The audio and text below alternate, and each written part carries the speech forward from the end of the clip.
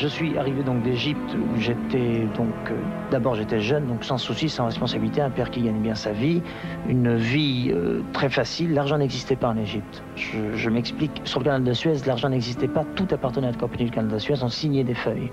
Le gâteau après la messe du dimanche, ou le costume chez le tailleur, ou l'essence dans la voiture, tout ça, ça appartenait à la compagnie du canal. Une mauvaise habitude parce que je comprenais pas, je ne voulais pas comprendre que l'argent puisse exister. En 56, on a été éjecté d'Égypte, on s'est retrouvé ici, et il fallait 100 francs pour acheter un sandwich, il fallait de l'argent. J'ai pris conscience qu'il fallait de l'argent, que c'était absolument obligatoire. J'étais batteur, je suis né dans un pays noir où on entend une peau tendue sur laquelle on frappe en mesure à longueur de journée. Enfin, j'ai ce côté instinct blanc, c'est-à-dire harmonique. J'ai fait de la musique classique pendant de longues années quand j'étais petit. Et j'ai cette espèce d'instinct noir qui m'a entouré puisque c'était un pays noir. Ce qui est dramatique chez un chanteur, quel qu'il soit, c'est en général le fait qu'il provoque, qu'il suscite un amour, mais que automatiquement tu suscites une forme de haine, une forme d'agression.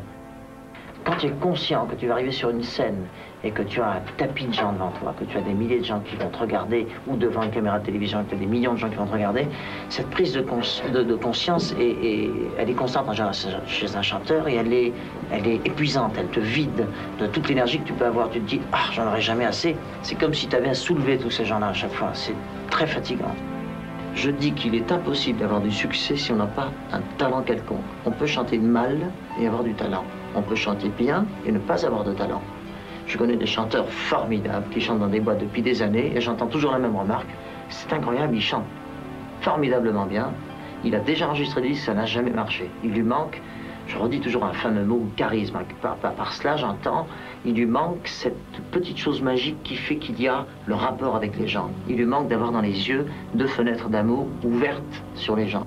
On est sous plein de projecteurs, on est devant une foule, on a cette espèce de dialogue magique et le tour de chant devant un public.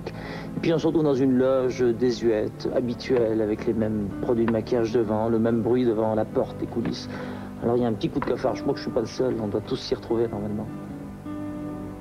Je suis super dur à vivre parce que je suis verso, parce que je suis versatile, parce que je suis déséquilibré, parce que je suis angoissé, parce que je cherche quelque chose, parce que je provoque quelque chose qui doit se développer en permanence.